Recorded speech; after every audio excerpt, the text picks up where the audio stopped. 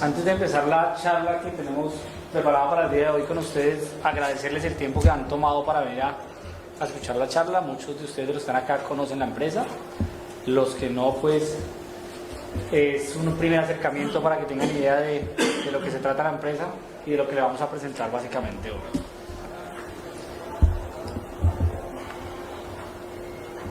Mi nombre es arquitecto Mauricio Prada, yo soy arquitecto de la Universidad Piloto, especialista en gerencia de proyectos, y el cargo mío en la organización es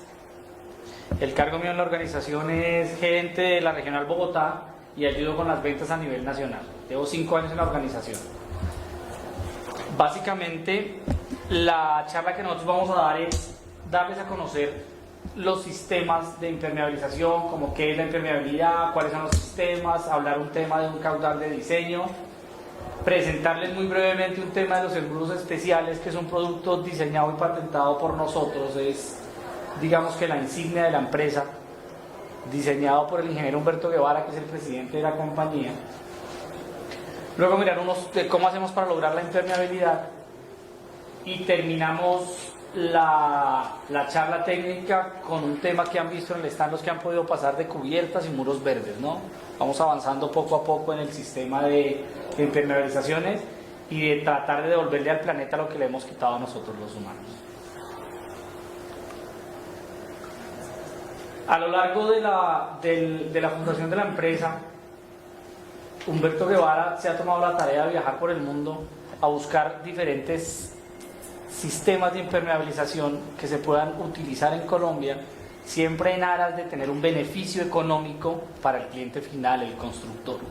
Sabemos que el tema de la impermeabilización es un tema muy complicado que nadie se da cuenta, y hemos tenido una serie de foros internacionales, como por ejemplo que es en Ciudad de México, donde ustedes ven el letrero que dice se vende este penthouse de lujo de 800 metros, y pues la luz no nos favorece mucho, pero ustedes pueden ver que la cubierta está completamente deteriorada, donde el cliente final, que es una persona que no maneja el nivel de la construcción, a diferencia de todos nosotros, no les importa y va y compra sencillamente sin saber los problemas en los que se está metiendo.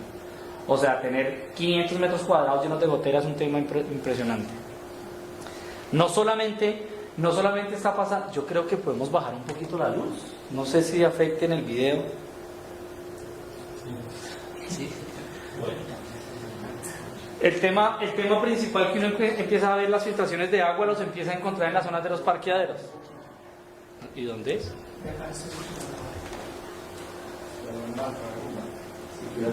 Los del lado izquierdo.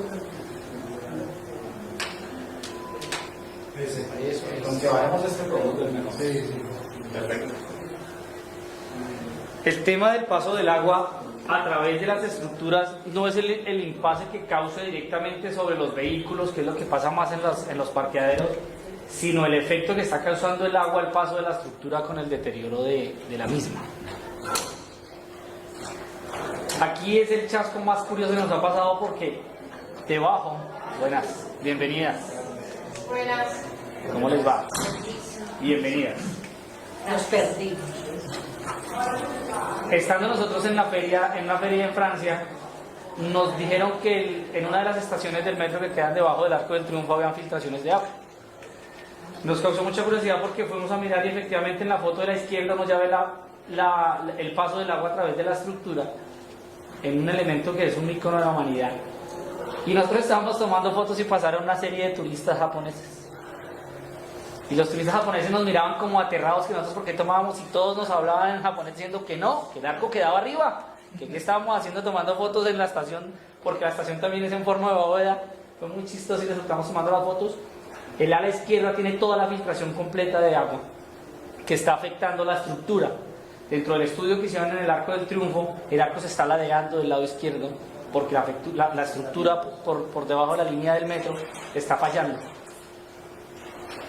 En la Fuente Neptuno en Madrid pasa exactamente lo mismo. Debajo de la Fuente Neptuno hay unos parqueaderos donde ya está haciendo presencia la humedad pasando por debajo de la fuente, ¿no? Eso pasa en casi todos lados. Esto es debajo del río en Florencia, donde exactamente el parqueadero de una de las catedrales está teniendo ya la filtración, donde está descascarando la zona de la pintura. No es tanto el problema estético como les manifiesto, sino el problema que estamos ocasionando a la estructura por el paso del agua. Dentro de la organización, algunos de ustedes que han podido conocer a Óscar López acaba de terminar una especialización en patología del concreto, basado básicamente en nosotros poder determinar y diagnosticar los problemas que se están causando con el paso del agua.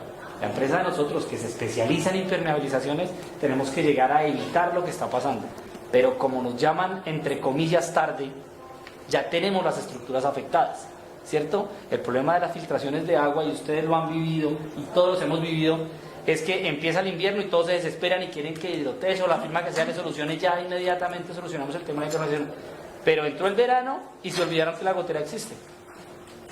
Y es lo que estamos buscando nosotros. Ya cuando ha pasado, mirar cómo podemos también complementar el equipo. Ustedes saben que la organización tiene un equipo interdisciplinario que nos aporta a esta serie de efectos que tenemos nosotros en los sistemas constructivos. En Milán, Italia, miren la estación del metro, donde ya completamente el concreto está deteriorado y el acero está oxidado, expuesto, corriendo un riesgo que en menos de 5 o 6 años esa viga falle completamente y empieza a colapsar la parte superior. Y estas son las estaciones del metro en Milán. Supuestamente queremos mostrar esto porque los italianos son los que innovan los sistemas de impermeabilización en el mundo. Y ahí sí, como dice el dicho, pues en casa de herrero vas a donde palo. Ellos tienen una cantidad de problemas iguales en proporción a los que tenemos nosotros en los sistemas de impermeabilización. Bueno, saliendo de ese recuento a nivel mundial, entonces nosotros miramos qué es la impermeabilidad. Y la impermeabilidad es impedir el paso del agua utilizando alguna barrera artificial, es meterle algún sistema para que el agua no se filtre, bien sea un sistema natural o un sistema artificial. Ustedes tienen en la cabeza o conocen, por lo que estudiamos casi todos en el colegio, del acueducto romano. El acueducto romano era casi de 37 kilómetros, donde no había nada artificial del sistema de impermeabilización. Era todo hecho en roca y con unos adobes especiales que funcionaban como la impermeabilización para poder llevar el agua. Los sistemas de impermeabilización, ¿qué son? Son conjuntos cuya finalidad es captar, conducir y entregar las aguas lluvias en una red de desagüe. ¿Cuál es el éxito de un sistema de impermeabilización?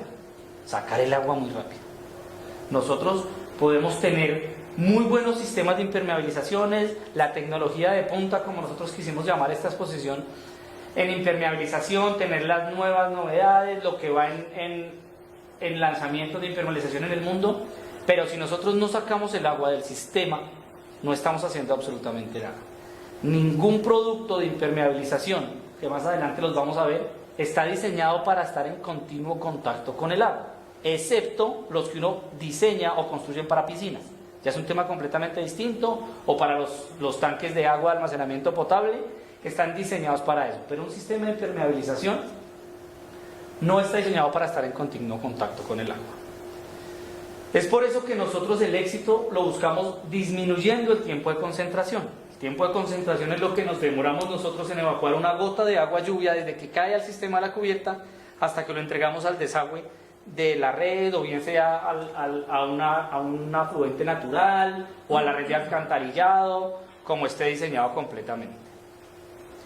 ¿Cómo se baja para nosotros? Y les puedo decir, yo en los 5 años que llevo en la organización, que el éxito que tiene Hidrotex en el nivel de la impermeabilización ha sido los embudos especiales.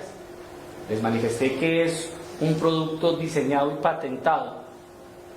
Básicamente es la tesis de grado del ingeniero Humberto Guevara, cuando estudia ingeniería civil e hidráulica, y lo que hace el embudo especial es eliminar la vorticidad. Todos sabemos que el agua cuando baja dando vueltas. ¿Por qué? Por centro de gravedad, fenómeno que se llama coriólisis. El agua baja sentido horario o sentido antihorario dependiendo del hemisferio donde estemos ubicados. Hay solamente un punto en la Tierra, que es en el Ecuador, donde está el museo del centro de la Tierra, donde el agua no baja ni para la derecha ni para la izquierda. Baja derecho. Es un solo punto. Y lo tienen con una maqueta, en un sanitario, donde hablan y el agua se fue derecho. De resto baja o a la izquierda o a la derecha. Tanto así que los que nos gustan los Simpsons se han dado cuenta que hay un capítulo que ponen por allá a un man en Australia a dar la vuelta completamente a que le diga de qué lado baja o de qué lado no baja. Porque él baja antihorario y el otro hemisferio baja horario. Cuando se diseña el embudo lo que hace es eliminar la vorticidad. Eliminar completamente la vorticidad. Cuando elimina la vorticidad, si ustedes observan una bajante común y corriente, la bajante trabaja 50% agua y 50% aire. ¿Qué estamos haciendo? Los diseñadores hidráulicos, que entre todos nos quitamos los sombreros porque son los tesos para colocar bajantes, pero las bajantes siempre son insuficientes, es porque ellos no tienen calculado, entre comillas, que la bajante no trabaja al 100%. La bajante está trabajando al 50% porque la mitad lleva el fenómeno de la vorticidad. El embudo antivórtice lo que hace es eliminar la vorticidad, colocando a trabajar la bajante de aguas lluvias al 100% de su capacidad. Cuando nosotros tenemos diseñado el embudo instalado en el sistema y evacuamos el agua muy rápido, de ahí en adelante miramos el sistema de impermeabilización que vamos a utilizar.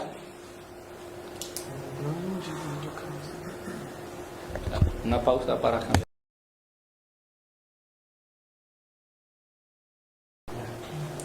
Perfecto. ¿Qué hacemos nosotros? Estamos maximizando la capacidad de evacuación de las bajantes de aguas lluvias. Es muy sencillo. En caudal, nosotros estamos hablando que en caudal estamos evacuando el agua un 271% más rápido que una bajante tradicional. En tiempo, aquí no está el gráfico, pero nosotros en tiempo estamos evacuando que más o menos unos 10 litros los estamos evacuando en 10 segundos, mientras que una bajante tradicional está evacuando eso entre 35 y 40 segundos. La vorticidad es esa que estamos hablando. La bajante siempre tiene remolino. Aparte, los que nos han cogido los aguaceritos por fuera nos damos cuenta que ya está la capa completa de agua, está trabajando la bajante y de repente hace blup, se devuelve la burbuja de aire que está cogiendo el remolino, llega a la caja y se devuelve. Eso hace que la bajante al 100% se desocupe. No tiene agua en ese momento porque está devolviendo el oxígeno y lo libera. Ahí estamos perdiendo tiempo de evacuación de agua y estamos ocasionando que el agua nos busque algún poro, alguna imperfección en el sistema de impermeabilización que tengamos y nos esté causando un problema al interior de la edificación. Como les comentaba, entonces evacúan un 271, no tiene problemas, es un producto que cuando tengan tiempo después de esto pasan al stand y se los mostramos, un producto en fibra de vidrio, de fácil instalación, adaptable a cualquier sistema de impermeabilización que existan en el mercado. La instalación es cuando la losa está terminada ya, sencillamente se marca con dedo al embudo, se hace el corte, se instala el sifón y luego se le da un acabado con unas rejillas articuladas si son en zonas de circulación o en zonas peatonales. Paralelamente a eso, o posterior a eso, perdón, se diseña uno embudo para baños y balcones. ¿Por qué? Porque el embudo principal que estábamos hablando es un embudo que estamos hablando de 20 centímetros de alto, 20 por 20 en su parte superior. Es un embudo muy grande que no funcionaría para unos balcones porque quedaría muy desproporcionado ya a nivel arquitectónico. Se diseñó el embudo ecológico que es L2HBB, no BB porque sea más pequeño, sino BB porque es baños y balcones. Y con la ventaja que pasa a ser ecológico porque se diseñó con el mismo sistema de barra antivórtice, eliminando la vorticidad, tiene trampa de agua para evitar que los olores se devuelvan, y adicional tiene una malla anticabellos que evita que el cabello se vaya para la red y empiece a obstruir. Alguna charla estábamos y entonces había un señor calvo, que aquí no hay, pues calvo natural, no rapaditos bajitos. Y entonces se paró el calvo diciendo, entonces yo soy ecológico porque yo no boto pelo a la tubería. Bueno, este es el acabado más o menos que se le da en el este. Tenemos también ya diseñadas y en comercialización las rejillas, que son rejillas articuladas de fácil mantenimiento. Ahora vamos a tratar de mirar cómo logramos la impermeabilidad. Después de que nosotros sacamos el sistema del agua, disminuyendo el tiempo de concentración, tenemos tres tipos de sistemas de impermeabilización. Primero vamos a hablar un tema de mantos asfálticos, que es el común o más conocido por todos nosotros. En un país como Colombia, que es un país en vía de desarrollo, es el producto más implementado. Los mantos asfálticos. Segundo, vamos a tocar el tema de poliuretanos líquidos, que son emulsiones e impermeabilizantes en frío. Y por último vamos a complementar, que yo no sé si lo llamáramos como un sistema de impermeabilización o un tema complementario, que son los cementicios. Son los productos que van de la mano del proceso constructivo para disminuir la permeabilidad. Eso tienen que tenerlo muy claro. Cuando ustedes alguna firma en el gremio de la construcción les diga, mire, es que el cementicio le va a solucionar el 100% la impermeabilización, eso no es cierto. Todo cementicio le va a disminuir la permeabilidad. Son dos cosas distintas. Cuando uno llama a una planta y, señor, necesito 10, 14 metros cúbicos de concreto impermeable, y él le dice, claro, yo se lo doy impermeable, eso no es cierto. Es un concreto de baja permeabilidad. No existe concreto impermeable en el mundo. No lo han hecho. El que lo invente puede estar lleno de dinero aquí en adelante. Los mantos asfálticos, que es el sistema más conocido en el mundo, que lo conocen casi todos, son los sistemas que están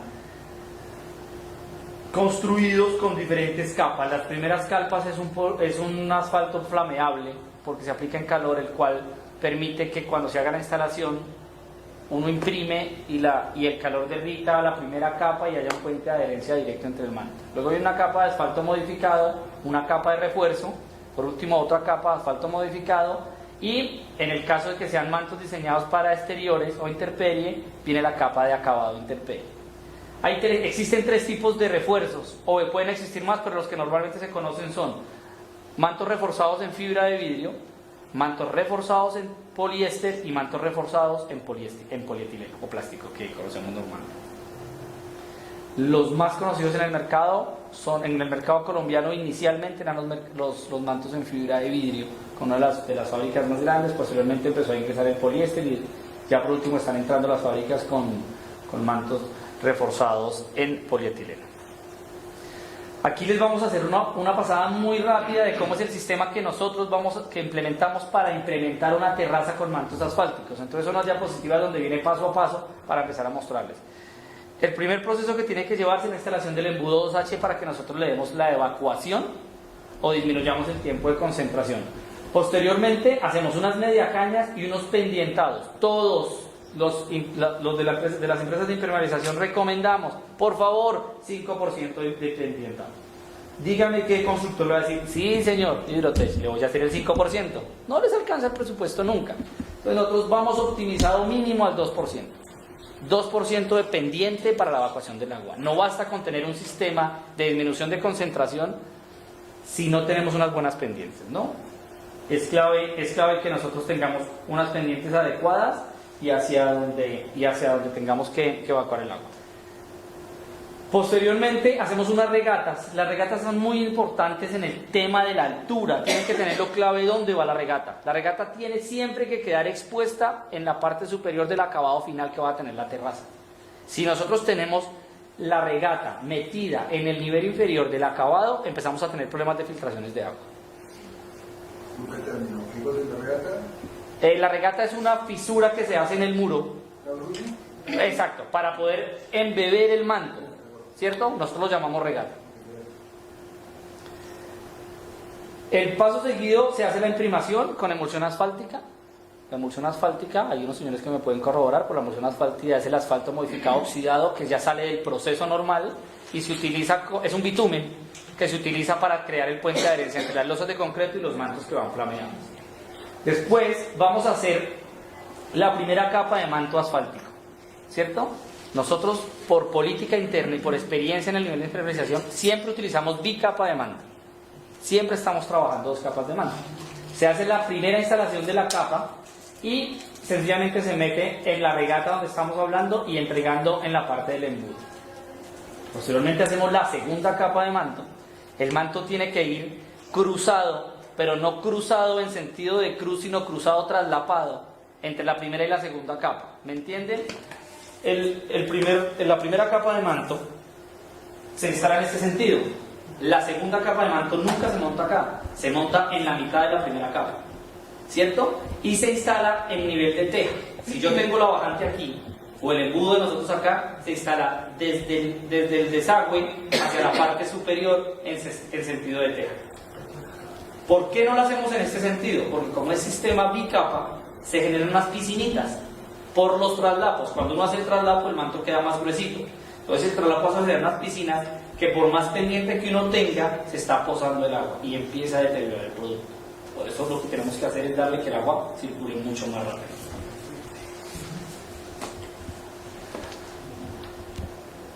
Después lo que hacemos es que generamos, donde está la regata metida, un sello con poliuretano para evitar, es la parte más crítica de cuando hacemos la instalación del manto. Se hace, si va a tener un acabado duro, se hace una ubicación de un plástico, un aislante. Hay muchas obras que utilizan las telas de cerramiento, polisombras que llamamos, para que haya un aislamiento entre las capas de manto y el mortero que vamos a hacer de acabado. Un sufridor. Exacto, un sufridor, existe telaparoy, existe palástico, existe, no sé, lo que puedan utilizar en las obras, pero siempre tiene que estar aislado completamente. Lo que les contaba el sello del poliuretano en las dos regatas, que es el numeral número 10, se aplica el mortero de pega. El mortero es un mortero ya de pega o mortero de acabado, que nosotros lo llamamos. Aquí viene un tema importantísimo que muchas veces lo aprendimos en la universidad, pero no lo aplicamos en la obra. Este mortero es el que tiene que empezar a funcionar con las dilataciones. La norma dice que uno tiene que dilatar esos morteros 30 veces el espesor que lo esté fabricando. Si uno hace un mortero de 6 centímetros, 6 por 3, 18, tendría uno que generar dilataciones de cada 1,80. ¿Para qué? Para que este mortero nos funcione por paños independientes, ¿cierto? Nos funciona con paños independientes y evitamos que funcione como un todo y nos pueda rasgar el manto en el momento del cracking de ese mortero, puede haber un cracking en el manto. Posteriormente se hace la instalación del enchape. El enchape lo mismo, se tiene que transcribir la dilatación que estamos haciendo en el mortero. Y recomendamos hacer un emboquillado con un producto que sea elástico, sobre todo donde hicimos la dilatación, ¿cierto? Hay unos aditivos, bien pueden ser perfectamente de nosotros o pueden ser unos aditivos que permitan el movimiento de las juntas que tenemos completamente. Básicamente, este es el proceso de la cubierta. Se instala la rejilla, por si es una zona peatonal o de circulación, se instala la rejilla normalmente para que no haya tema de problemas, son rejillas inspeccionables. Cuando nosotros vamos a hacer el acabado, pero la cubierta impermeabilizada, pero no lleva acabado duro, sino lleva un acabado con el mismo manto prefabricado, existen los mantos con foil de aluminio o mantos minerales o gravillados, que son más conocidos en Colombia como gravillados.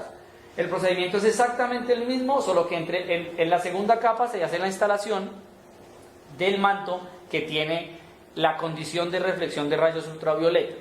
Esos rayos ultravioleta lo que hacen es que si uno lo deja un manto que no está diseñado con eso, empieza a cristalizar y a perder las características químicas o físicas del producto cuando se está fabricando. El sello se hace exactamente el mismo. Bueno, en esa parte salimos del tema de los mantos, ¿no? Pasamos ahora a mirar el tema de los poliuretanos. Los poliuretanos es un paso adelante en la impermeabilización a nivel del mundo. Nosotros en los viajes que hemos hecho y las casas matrices o proveedoras de nosotros que son en Italia, a lo largo de los recorridos por Europa nos damos cuenta que no existe mucha instalación de manto. El manto que producen esas fábricas, casi todo es para la parte de la India que está en desarrollo, para la parte de Latinoamérica que está en vía de desarrollo. O sea, ellos procuran no instalar mucho manto en ellos, más trabajan con los sistemas de poliuretanos, por fácil aplicación, poco almacenaje, rendimiento. Lógicamente ellos, después de mucha experiencia que son las que hemos tenido nosotros en este momento, de pagar mucha postventa, de sacar mucho dinero, prefieren hacer la inversión en el momento del presupuesto para meter un sistema de impermeabilización que sea un poco más costoso pero más confiable y no tener que hacer un tema con la postventa mucho más adelante, más alto. El sistema es muy rápido, es muy sencillo. Los poliuretanos son a base de elastómeros, son productos impermeabilizantes en frío. Característica principal de los poliuretanos: no se puede aplicar en superficies húmedas. Eso es prohibido. ¿Por qué? Porque el vapor tiende a burbujear el producto y a desprenderlo normalmente de la superficie. A pesar de que todo poliuretano tiene que aplicarse con un imprimante, si tenemos humedad en la parte inferior no lo puede levantar. El sistema es muy parecido a ese. Se hace la instalación del embudo, se hacen los morteros dependientados. Después de los morteros dependientados se hacen las mediacañas, y de las mediacañas se hace la aplicación. Habla de 2 capas de poliuretanos reforzados en poliéster. Los poliuretanos podemos reforzarlos en poliéster para que nos ayude a la elongación, o tenemos una línea de poliuretanos que ya nos manejan unas elongaciones desde el 200% hasta el 2000%. Es una capa de primer y 2 capas de poliuretano. Exactamente, luego se hace el mismo procedimiento: mortero de pega, enchape, emboquillada o lechada, como lo llaman ustedes, con un aditivo que sea elástico. Es indispensable que cuando se va a hacer la instalación del embudo, si ustedes miran el numeral de la mitad, el número 9, toca hacer unos sellos de poliuretano, pero ese poliuretano ya no es líquido, sino es en masilla. aplicación con pistola de calafateo, que vienen en salchicha o en cartucho, para hacer los sellos de estas zonas que son las partes neurálgicas. ¿Por qué? Porque el material no va a tener una adherencia directa sobre los productos de nosotros, que son los embudos. Entonces ahí podemos tener una zona crítica que tenemos que hacer el poliuretano completamente. Se hace la instalación de la rejilla y el sistema funciona de la misma manera. Para terminar la línea de los sistemas de impermeabilización tenemos los productos cementicios. Les voy a hacer un paréntesis. Nosotros traemos los productos importados a Colombia de donde la gente o la historia dice que son los fundadores. Los que inventan los mantos asfálticos son los italianos. Los que inventan los sistemas de poliuretano son los griegos. Y por alta tecnología después lo coge Estados Unidos. Pero los innovadores son los griegos. Nosotros siempre tenemos los productos de donde son innovadores, porque básicamente tenemos que saber quién fue el que aprendió, el que descubrió, entre comillas, o el que sacó el producto y tiene muy buen conocimiento. Tenemos los impermeabilizantes cementicios, que hablábamos. México, Canadá, son los principales distribuidores de productos cementicios en la parte de América, ¿cierto? Los productos que nosotros estamos importando en este momento son de una casa que se llama Retex, recubrimientos texturizados mexicanos, con la característica de que los productos funcionan perfectamente, porque entre más agua haya, más trabajo hacen. Son productos reactivos. Entonces, entre más presencia de humedad haya, nos van a funcionar mucho más rápido. Estos sistemas funcionan muy bien para pozos de ascensor, muros de contención, tanques de agua, y vuelvo y les aclaro que estos cementicios son complementarios a los sistemas de impermeabilización. Sencillamente se hacen los cortes donde estén con las puliduras en las puntas frías, se hace un sello con un producto que se llama Aquaflu, posteriormente se hace un lavado de los muros. Esto yo lo paso muy rápido porque es un proceso más de obra que se explica proceso a proceso, pero es para que tengamos un tema muy claro. Se hacen unas aplicaciones o dos aplicaciones de Sellotex gris, dos primeras manos, una en dirección contraria a la otra, y cuando son tanques de almacenamiento de agua potable tiene que darse la última mano con color blanco. En Colombia lo hacen con color blanco porque la norma lo exige con color blanco, pero a nivel internacional lo hacen de dos colores, es porque no se dan cuenta dónde se hicieron las dos manos. Entonces aplican una mano en color gris y la segunda mano en color gris para que se vea que están aplicadas las dos manos. Solamente en Colombia, que nosotros conozcamos, se hace con blanco porque la norma sanitaria exige que el tanque sea blanco. El procedimiento es exactamente lo mismo. Como les explicaba, estos productos son reactivos, por lo tanto, después de hacer la aplicación de los productos, durante 3 días se riega agua para que el producto penetre dentro del acabado. El mismo procedimiento se hace para los muros de contención, ¿cierto? Solamente que para los muros de contención metemos un elemento complementario. Bueno, todos sabemos construir un muro de contención, tenemos la cañuela, tenemos el filtro, tenemos el drenaje, cómo se hace la lavada, y nosotros metemos un producto que es el dren, que nos va a permitir drenar el agua o llevarla directamente a la cañuela sin que afecte el sistema directamente de la impermeabilización que tenemos o el muro, ¿cierto? Es un panel que nosotros lo comercializamos con un material reciclado completamente, y lo único que hace es generarnos una barrera para la circulación más rápida de aire. Luego se hace un filtro común y corriente, se llenan las gravas, se hacen las protecciones con geotextil y se hace el relleno completamente. Lo único que nos quedó faltando en la gráfica, es el tubo de desagüe, que tiene que ir en la canal, ¿no? Muy pocas veces la cañuela queda con pendiente hacia un pozo porque los muros de contención siempre son profundos. Entonces tenemos que manejar, son los sistemas de riego para no tener, la tubería microperforada que nos ayuda a conducir el agua que recogemos de los muros de contención. El mismo procedimiento que les acabo de explicar para los fosos de ascensor es el mismo procedimiento que utilizamos en las piscinas enterradas. Las piscinas enterradas, la única característica que tenemos adicional es en las entradas, o sea, las inyecciones y las eyecciones del agua del equipo de presión. ¿Por qué? Cuando esos equipos empiezan a funcionar existe el cavitaje. El cavitaje es la vibración que tiene la tubería cuando adquiere la presión.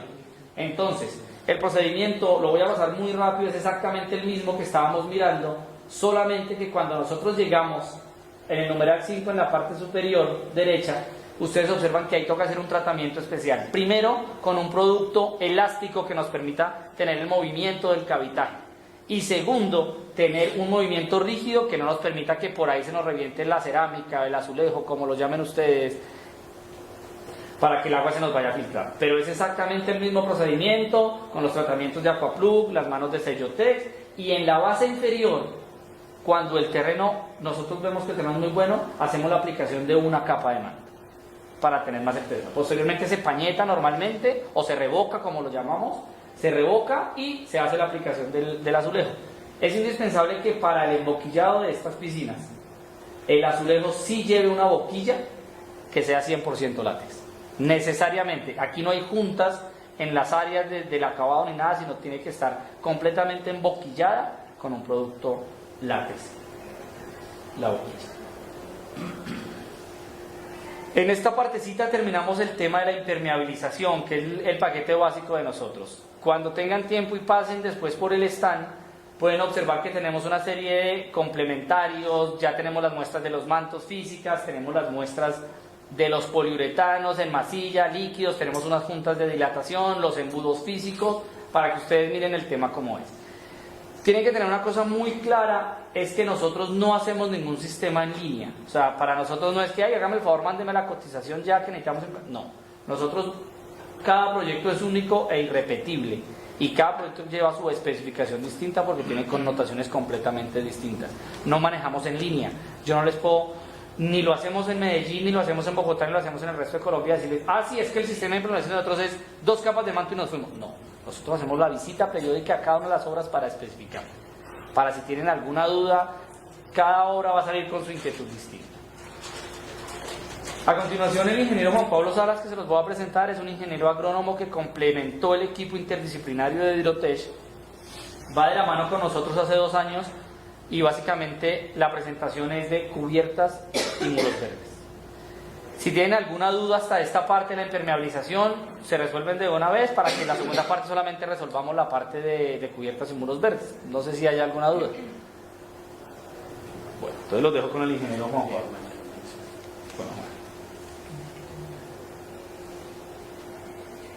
Bueno, cubiertas y muros verdes, como su nombre lo indica, es el jardín en el tejado y será el lugar de reunión preferido de la casa.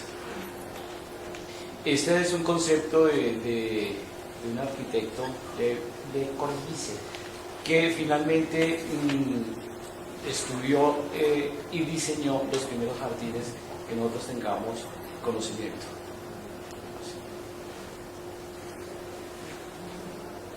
Estos son conceptos muy actuales de la realidad del planeta en este momento. Estamos a punto de enderezar el camino y de reconciliarnos nosotros con la naturaleza, precisamente por todo el daño que hemos causado. Sin echar agua sucia a la arquitectura, desafortunadamente son los primeros contaminantes que hay en el planeta y son los primeros que están en condiciones de seguir alterando las condiciones ambientales de la Tierra. Pero al mismo tiempo también estamos en la capacidad de enderezar el camino y estamos en un momento actual crítico ambiental que nos da el permiso, la viabilidad de comenzar a desarrollar estos proyectos. ¿Dónde se generaron las cubiertas verdes? Contrariamente a lo que se cree que es un producto innovador, que es un sistema innovador, la verdad es que esto se comenzó a implementar hace bastante tiempo. Las primeras civilizaciones que comenzaron a establecer estos sistemas de cubiertas verdes fueron los fenicios y los escandinavos.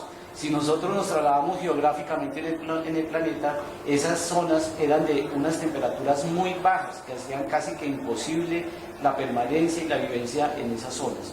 Pero al mismo tiempo ellos se dieron cuenta que construyendo musgos en los techos y en las paredes climatizaban el interior de las habitaciones, de las estructuras habitacionales que ellos tenían. Esa tendencia se fue desarrollando a nivel del norte de Europa y en las coronas europeas comenzaron ellos a desarrollar las primeras cubiertas verdes.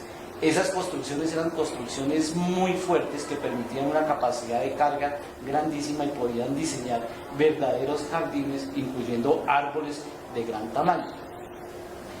Eso se fue desarrollando a nivel de los Estados Unidos y hace aproximadamente unos 30, 40 años entraron aquí a Sudamérica. En Colombia han estado trabajando hace unos 25, 30 años las primeras personas, las primeras empresas comenzaron a implementar las cubiertas verdes aquí en el país. ¿Qué es una cubierta verde? En un principio comenzamos a estudiar las cubiertas verdes y llegamos a la conclusión de que es un plus de la impermeabilización. Es como el éxito de la impermeabilización como tal, en el sentido de que los mantos asfálticos, que es el sistema que nosotros estamos utilizando, los rayos solares no entran directamente a los mantos, ni las aguas lluvias, ni los vientos, ni los huracanes, que son los que nos causan el deterioro del sistema de impermeabilización. Con las cubiertas verdes evitamos ese deterioro porque los rayos solares ni las aguas lluvias van a incidir directamente sobre el sistema de impermeabilización, haciendo que estos sistemas de impermeabilización duren hasta el doble del tiempo que las casas matrices dan de garantía en la utilización de los mantos como tal. Los beneficios: es un aislante térmico. En zonas de altas temperaturas nos disminuye la temperatura, creando un efecto dominó desde la misma terraza hasta el primer piso. Y en caso contrario, en áreas de temperaturas muy bajas nos sube la temperatura. Entonces, creando un ambiente ideal dentro del interior de la estructura arquitectónica. El aislante acústico. Los decibeles permitidos internacionalmente es del 65%. Nosotros estamos sometidos hoy en día, aquí en Colombia, al menos en Bogotá, a decibeles del 85%. Las cubiertas verdes, el sustrato nos mitiga los ruidos altos y la capa vegetal o la biomasa vegetal nos regula los ruidos bajos, los decibeles bajos. Obviamente la concentración de CO2 nos disminuye porque hacemos el proceso de fotosíntesis convirtiendo el CO2 en oxígeno. La retención de partículas pesadas como elementos pesados, el aire trae unas contaminaciones de polvo y de partículas pequeñas que nos hacen pensar en que las enfermedades respiratorias hoy en día las podemos mitigar con la implementación de estos sistemas. El almacenamiento del agua pluvial.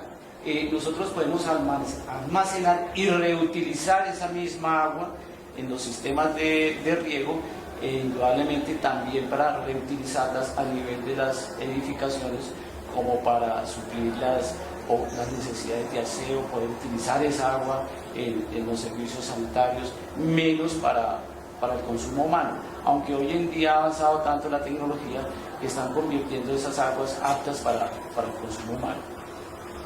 Es un nuevo espacio vital para la flora y la fauna, es recuperar de alguna manera las especies que se han desaparecido en el interior de las ciudades y obviamente la cantidad de animales, empezando por las aves, por las arañas y por una serie de nematodos que son benéficos para la humanidad.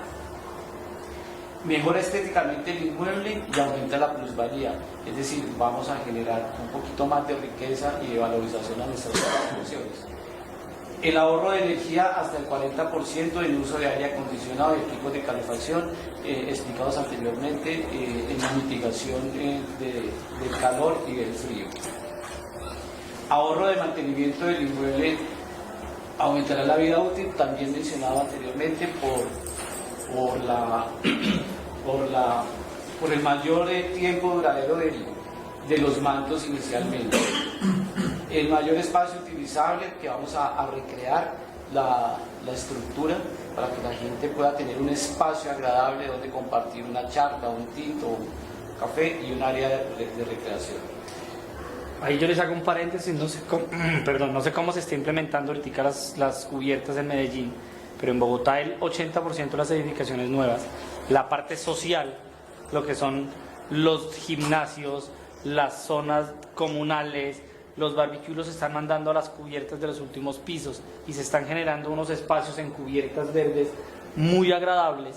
Hay unos proyectos que inclusive ya empiezan a vender la cubierta como parte de los últimos pisos privadas y hay otras que sencillamente se generan como no hay espacio, digamos, en la ciudad para salir a hacer deporte, se están generando ciclorrutas internas o ciclopeatonales para que, senderos peatonales, perdón, para que la gente salga a tener su esparcimiento dentro del edificio, acompañado de una cubierta verde donde usted tiene una vegetación y puede salir a respirar, entre comillas, un aire puro en la misma edificación, cosa que hoy en día es muy difícil encontrar en estas grandes ciudades, que por la misma contaminación es casi imposible.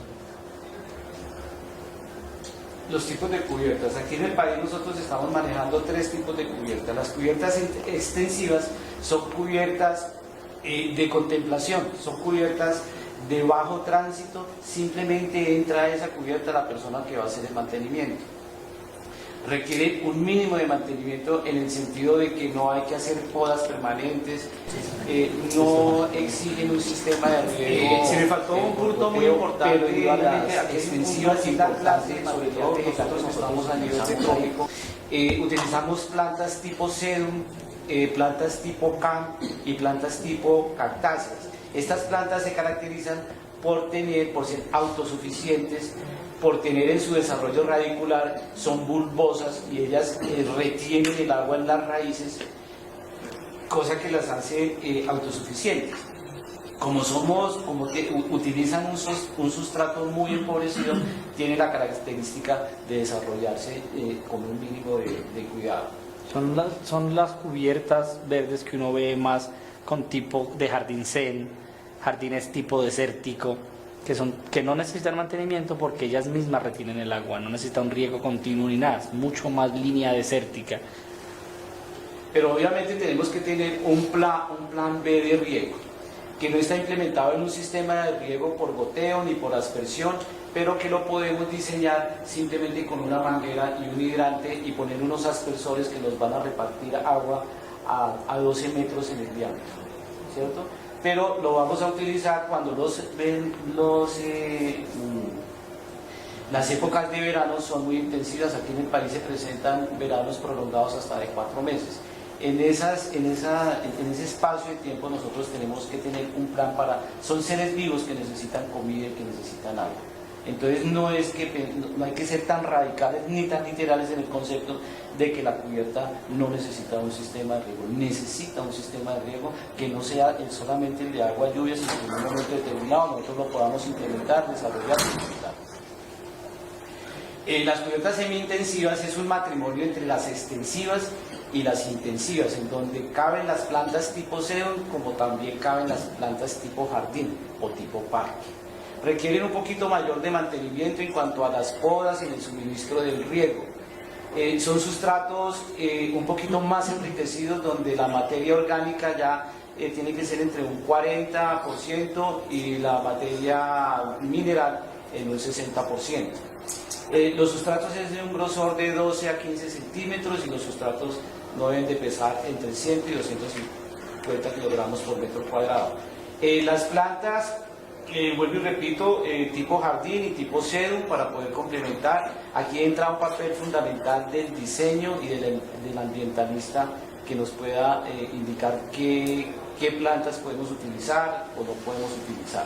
Pero en este caso, pues, el conocimiento mío me permite poder hacer un diseño donde se conjuguen las dos partes.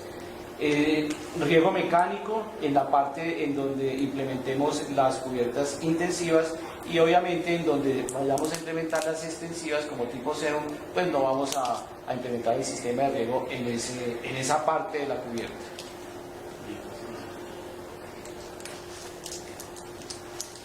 Las cubiertas intensivas. Estas cubiertas sí necesariamente necesitan mayor mantenimiento. Un sistema de riego por goteo. Los sustratos obviamente son más enriquecidos, es en un 75% de materia orgánica y un 25% constituido de minerales. El peso entre 150 a 200 kilogramos por metro cuadrado, son tipo parque, son cubiertas ajardinadas, o sea que necesitan un material verde de jardín, de flor, son plantas como las Miami, como las tipo... Incluso caben aquí también plantas tipo sedum que van a dar un plus dentro dentro del sistema de las intensivas. Obviamente, como anotaba Mauricio anteriormente, en esta clase de cubiertas caben los parasoles, caben las bancas, caben las áreas sociales, incluso hay clientes que utilizan o implementan jacuzzis, mini gimnasios en donde pueden ejercitar, los senderos peatonales, incluso en Bogotá están implementando sistemas de mini golf con el putting green, que es una grama muy fina, pero obviamente pues eso ya son otra clase de cubiertas más elitistas de otro estrato. Esto no quiere decir que las cubiertas necesariamente tengan que ser en los estratos altos. Esto tiene que ir para todo el mundo, porque el beneficio no solamente es para los de estratos altos, es para toda la sociedad en general. Entonces, en Bogotá, por ejemplo, se están presentando las cubiertas tipo de hidroponía, en donde las familias, las mujeres cabezas de familia, están implementando cultivos de hortalizas que van a generar la seguridad alimentaria y obviamente también a proporcionar todas las ventajas que mencionamos inicialmente. En el proceso de instalación, lo único que se modifica de los procesos que miramos en los mantos asfálticos es que la segunda capa de manto es una capa de manto antirraíz. El manto antirraíz tiene un repelente a la raíz, no es un veneno, sino es un repelente que cuando la raíz, la punta de la raíz, que se llama cofia, es un sensor que empieza a buscar agua, toca el manto, automáticamente se repele y se devuelve y no penetra el manto para evitar unas futuras filtraciones de agua. Lo que pasa normalmente cuando hacen materas o hacen jardineras es que la raíz penetra completamente las capas del manto impermeabilizante y por ahí se va el agua y por ahí aparece la gotera. Se instalan las dos capas de manto, la segunda capa con manto antirraíz, posteriormente se instala un dren que lo que hace es conducir el agua que está sobrando del sistema que viene de ahí para arriba. Se coloca una capa de geotextil no tejido para que permita el paso del agua y no los finos del sustrato. Una capa completa de sustrato, el sustrato ya viene diseñado según el tipo de planta, extensiva, semi-intensiva e intensiva, dependiendo del esquema que se vaya a hacer en la cubierta, pues obedece el ancho o el espesor, llamémoslo así, del substrato, que tiene que ser enriquecido de acorde a la especie que vamos a tener de ahí para arriba. Y por último, se hace un dren directamente donde está la rejilla de desagüe para poderlo inspeccionar. Es un filtro común y corriente, como hiciera un filtro en un muro de contención, que se hace en la parte superior del desagüe del embudo 2H. Se protege también con un geotextil como un filtro común y corriente. Y por último se hace la instalación de la capa vegetal. La capa vegetal es la que trae los diseños según el tipo de cubierta que se quiera. La altura, como les decía, tiene que ser, según el sustrato, vamos a tener el tipo de altura que vaya a tener la capa vegetal. Ya sería básicamente. Te vuelvo a hacer un momentico. Hay un punto importante que el arquitecto Prada se le pasó, Y es que después del establecimiento de la segunda capa antirraíz, nosotros tenemos que hacer una prueba de estancamiento, ¿sí? Que tiene que durar entre 24 y 48 horas para estar garantizados de que no hay filtraciones y que podemos seguir desarrollando el sistema. Les hago una otra observación. Acuérdense que cuando miramos el tema de los mantos, hablamos de que la regata tiene que estar por encima del nivel de acabado. Exactamente lo mismo tiene que funcionar acá. La regata del manto tiene que estar en la parte superior del substrato para evitar temas de filtraciones, porque son los puntos neurálgicos o los puntos críticos de la impermeabilización. Los muros verdes, ¿cómo se generaron? Se generaron en Europa, en la parte norte, Inglaterra y los Países Bajos. Aquí hay una anécdota, y es que el príncipe, por ejemplo, para redondear un poquito la historia de todo esto, en Irak, Irán, el príncipe Nabucodonosor se enamoró de una princesa. Resulta que esa princesa tenía en su reino unos bosques que le hacían que su vida fuera muy agradable, pero este príncipe tenía su imperio en el desierto, y cuando se casó con ella, esta mujer entró en una depresión y comenzó a mirar, es decir, a inquietarse el príncipe, decir, pero esta mujer, ¿por qué está tan triste? Entonces le confesó de que ella lo que extrañaba era sus bosques, sus jardines. Entonces este señor comenzó a implementar unos sistemas de riego que sacaba desde el río Éufrates para llevarlo hasta su imperio, pero comenzó a mirar de que cómo hacían las terrazas, entonces comenzó a terracear y a llevar el agua, y comenzó con el principio del tornillo sin fin. Cada vez que superaba una terracita ponía ese sistema hasta llevar el agua hasta la última terraza. Allá hacía unos sistemas de almacenamientos de agua, y de ahí comenzaba a desarrollar los sistemas de riego, convirtiendo ese desierto en verdaderos jardines. Por eso ahí comienzan a desarrollarse los famosos jardines babilónicos, que eran tipo enredadera. ¿Qué pasaba con esas coronas europeas? Que ese adobe y todos esos elementos a base de minerales eran muy ricos en eso. Resulta que las plantas sí adherían a esos muros, haciéndolos mucho más esbeltos y mucho más frondosos, precisamente por la composición de ese material en donde habían sido sembrados. ¿Qué es? Son sistemas diseñados para desarrollar el crecimiento de plantas con el mínimo de sustrato y de materia orgánica. Los beneficios, tienen los mismos beneficios de las cubiertas verdes: son aislantes de calor, filtradores de aire, reductores de consumo energético, filtración de polvo y otras partículas contaminantes, reducción del ruido exterior, protección de los materiales constructivos, aumento de la biomasa. Este es un punto muy importante, no solamente para las cubiertas y para los jardines verticales, es que cualquier sistema que nosotros vayamos a desarrollar tratándose de capa vegetal, lo que nosotros tenemos que buscar es biomasa, ¿sí? Es verde, cada vez más verde. No podemos permitir ni en las cubiertas ni en los jardines verticales que se presenten toros o zonas áridas en donde va a haber como una calma. Nosotros tenemos que buscar que la biomasa sea general y tupir tanto la cubierta como el jardín vertical. Esa es una parte muy importante. Aumento de la biomasa, y la refrigeración en verano y aislamiento térmico en invierno. Es decir, los dos sistemas tienen las mismas ventajas, no solamente para el medio ambiente, sino para la humanidad. Los muros interiores se caracterizan porque se utilizan sustratos livianos enriquecidos en minerales. Aquí es muy importante tener en cuenta los retenedores de humedad a base de calcio. Estos retenedores a base de calcio tienen contacto con el agua y se convierten en gel. Al convertirse en gel, las raíces de las plantas no absorben sino el agua que ellas necesitan, y la otra las dejan en el tintero en la medida en que ellas necesiten adquirir más agua. El peso por metro cuadrado es de 30 kilogramos. Tienen una densidad de siembra entre 30 y 35 plantas por metro cuadrado, dependiendo de la cantidad de biomasa que estas plantas necesitan.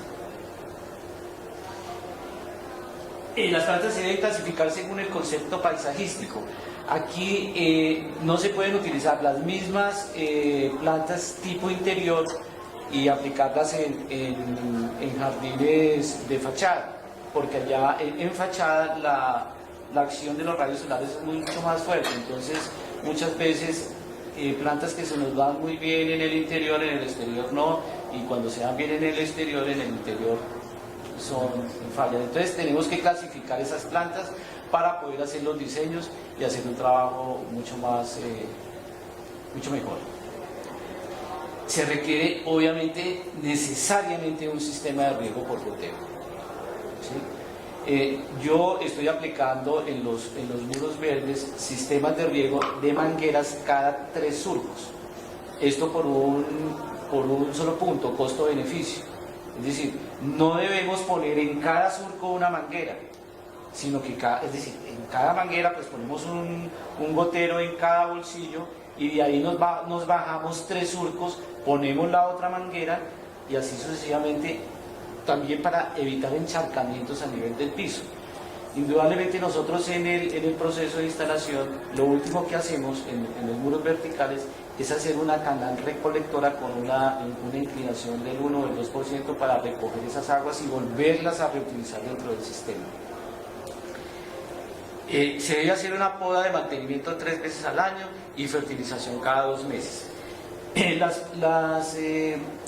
Las podas de formación inicial en el muro verde, si ustedes se dieron cuenta, en el que nosotros tenemos aquí en la feria, hay unas especies que crecen tanto que agobian y recubren la que está siguiente. Entonces, ¿en qué consiste la poda de formación?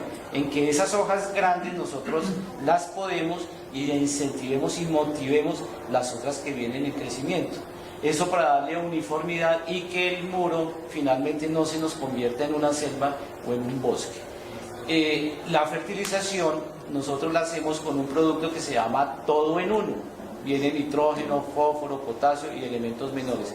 Tiene una particularidad importante, que nosotros fertilizamos el follaje y de igual manera vamos a fertilizar el sustrato, cosa de que la planta va a absorber tanto por el follaje como a nivel radicular, haciendo que el sistema nos funcione bien y no quemar, porque hay personas que llegan y diluyen urea. La urea es a base de nitrógeno y el nitrógeno quema. Si nosotros vamos a hacer una aplicación con urea, tenemos que hacerla granulada a nivel del sustrato, pero nunca en forma de aspersión, haciendo que el follaje reciba eso, porque lo vamos a quemar y vamos a hacer una aplicación mal, vamos a perder plata y vamos a dañar el...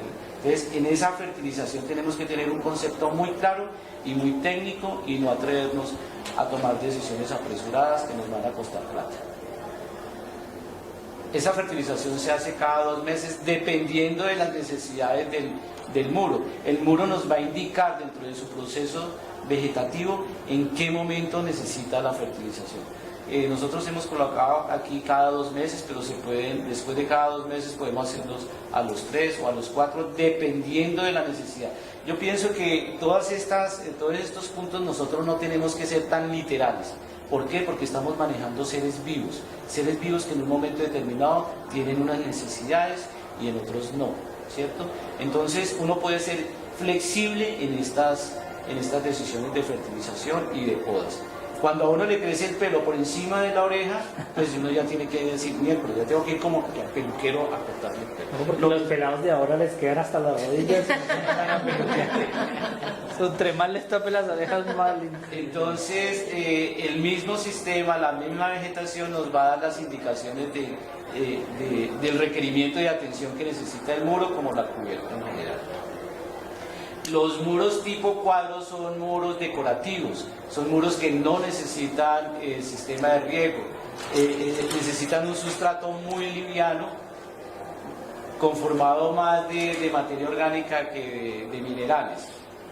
Requieren un riego manual que lo podemos hacer con una regadera, no sé si vieron ahí en el stand, nosotros estamos utilizando unos galoncitos que a base de una bomba de aire hacemos el riego de esa manera. Se utilizan espacios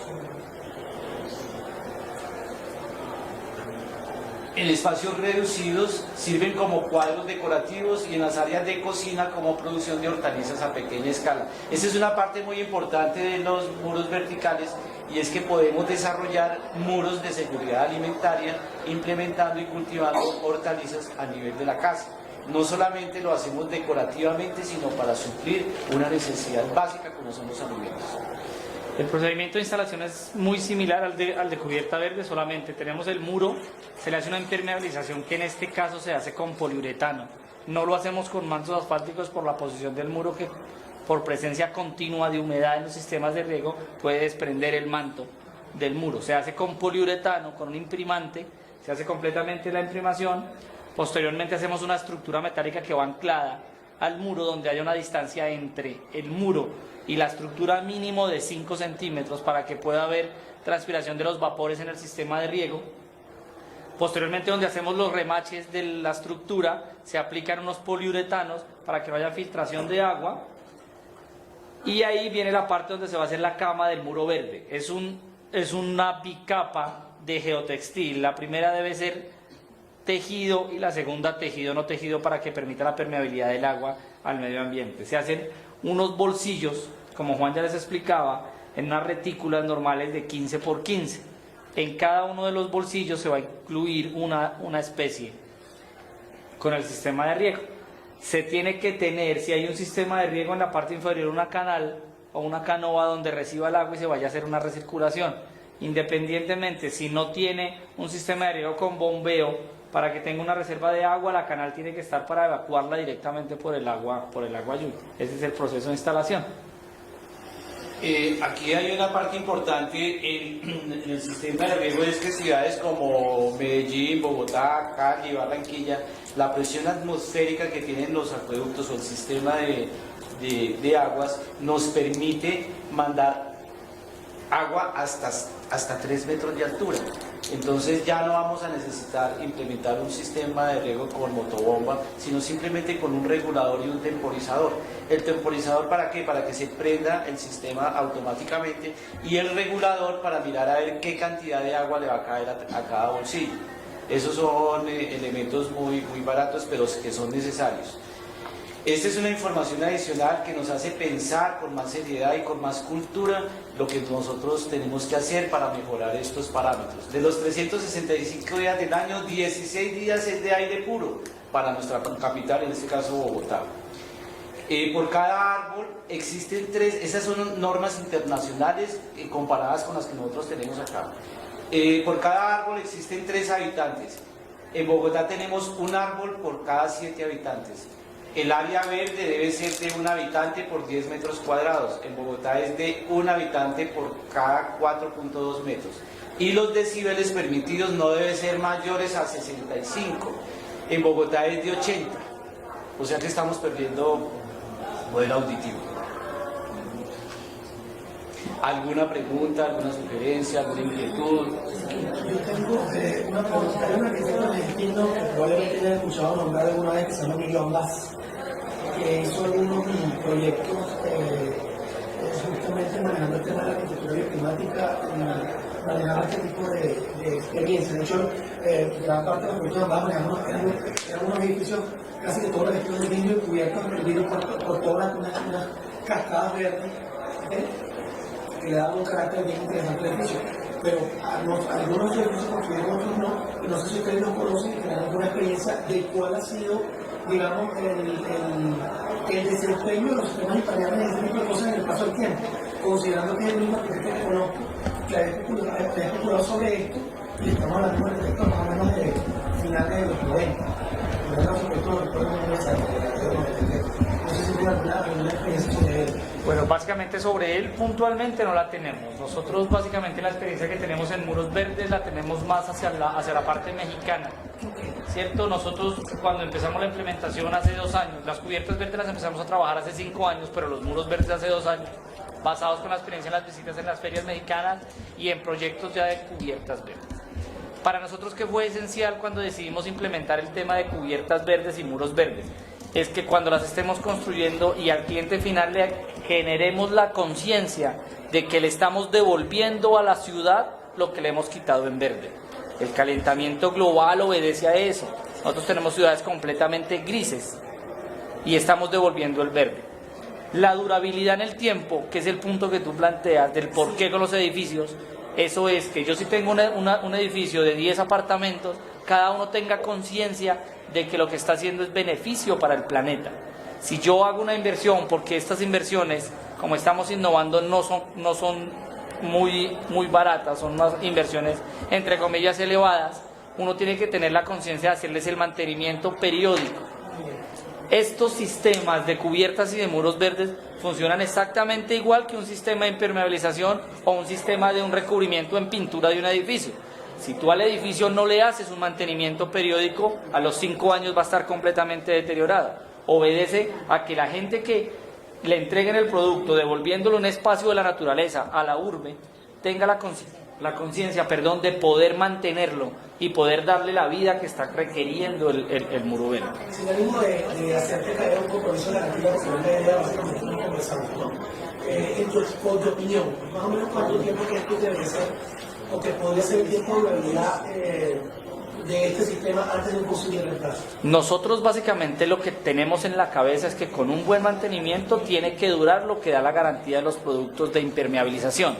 Entonces, nosotros los mantos asfálticos que son italianos, de los proveedores de nosotros, nos dan 15 años de garantía siempre y cuando no estén expuestos al sol. Y a eso le apuntamos. Cuando entregamos un sistema de cubierta verde o muro verde, entregamos un manual donde decimos, mire, este es el mantenimiento. Durante los 3 primeros meses, por cuenta del ingeniero agrónomo, se hace unas visitas semanales para mirar que el comportamiento esté. A los 3 meses sabemos que la cubierta ya nos agarraron las matas y los muros nos agarraron las especies. Ahí ya corre por parte del usuario. Nosotros siempre estamos apuntando a eso, hacer los mantenimientos o el cambio del sistema en el momento que toque hacer el cambio del sistema de impermeabilización. ¿Cierto? Nosotros en experiencia, por ejemplo, en Bogotá tenemos la cárcel de menores, que es una de las fotos donde estaba como un caracol. Esa cubierta tiene 4 años ya y es un mantenimiento periódico. Lógicamente ese mantenimiento quiere que por las esporas y todo empiecen a generarse lo que le llama uno como maleza. Si uno no está haciendo la limpieza periódica, en 6 meses va a tener completamente un bosquecito chiquito lleno de maleza. Obedece a que nosotros entregamos un manual, se hizo el seguimiento y están cumpliendo con el tema completamente, con 0 filtraciones y todo el tema que está manejando. El tema de muros verde, yo no te puedo decir que llevamos el primer muro lo hicimos hace 1 año y medio, con sistema de riego, en una casa privada.